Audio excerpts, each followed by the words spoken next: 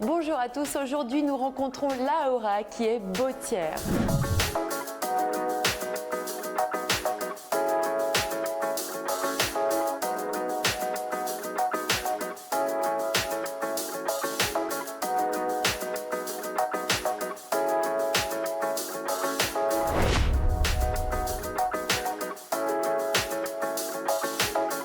Bonjour Laura.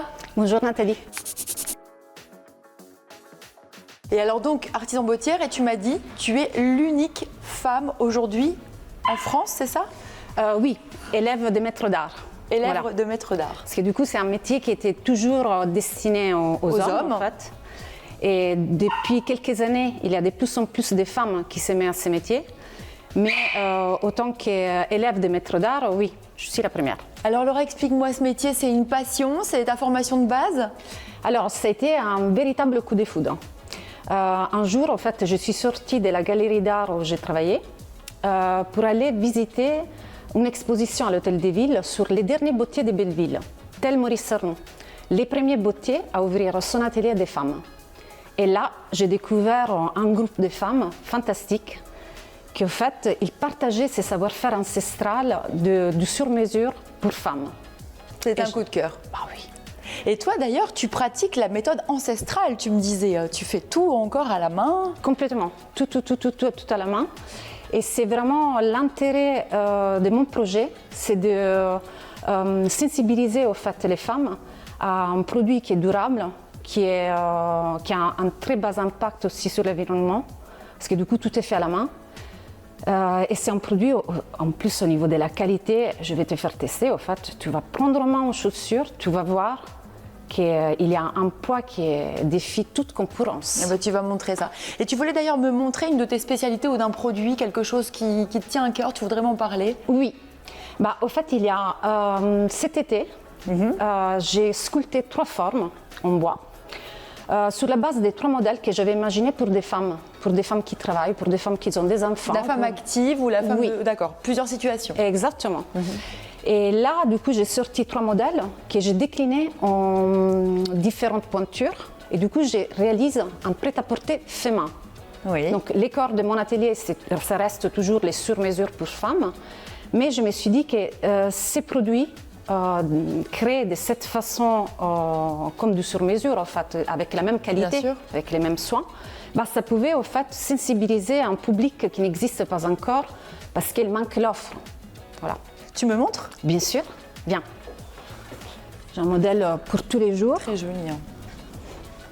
Ça, c'est plus pour la femme active qui travaille? Oui, parce que du coup, les petits talons, en fait, il est bien stable. Oui. Après, tu vois, les petits détails, c'est un détail que j'ai piqué sur... La haute couture? La botterie masculine. Ah. Donc, c'est un détail, en fait, c'est très joli. Ça s'appelle point boutonnière. Et que du coup, j'ai utilisé, j'essaie de réinventer avec un fil multicolore pour donner un peu un switch contemporain. Après, il y a une bottine. Plutôt plate? Oui. Donc ça, pour la femme de tous les jours Exactement, ça peut marcher bien avec une veste, qu'avec une robe, pardon, qu'avec une paire de jeans. Et du coup, il y a aussi ces côtés réversibles. Très joli, on voit là. Oui, c'est ça, on peut replier. Et après, du coup, il y a un escarpin de la femme d'affaires. Exactement. Pour une soirée, voilà. C'est un escarpin simple à porter. C'est un chèvre imprimé, donc il est assez joli imprimé, un peu reptile. Mais moi, la chose qui m'a énormément touchée quand je suis rentrée dans ce métier, c'est vraiment les poids de la chaussure. Parce que du coup, comme tous les éléments ils sont faits à la main, je coupe dans du cuir en fait, qui est comme ça. Oui, dans la peau. Et après, j'affine. Et donc, il y a mon premier maître me disait, une femme avec des talons, elle doit pas marcher, elle doit voler. Donc ça doit être léger, il y a une sensation de légèreté. Absolument.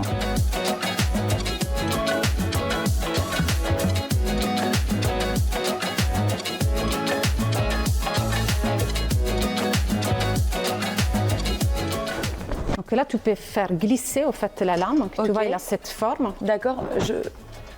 Tu peux la baisser. Tu me dis stop. Hein. Oui, non, mais tu peux aller. Bon, moi, je garde pour que la peau ne fasse pas des plis. Très bien. Encore? Encore. pelée. Hein. C'est bon. Voilà, et là on va la laisser un bon quart d'heure, 20 minutes. Comme ça va sécher, ça va prendre la forme. Ça va en fait casser un peu les fibres de la peau. D'accord. De façon qu'ensuite je puisse la plaquer contre une forme, contre un cadre comme ça. D'accord. Et donc là, ensuite je vais la laisser sécher longtemps. Et après, je vais la prêter, je vais la piquer et ensuite la monter. Après, tu lui donnes le côté esthétique que tu oui, tu veux. Je suis au fait les modèles après. Donc je coupe, je pique, voilà. Merci Laura. Je t'en prie Nathalie, c'était un grand plaisir.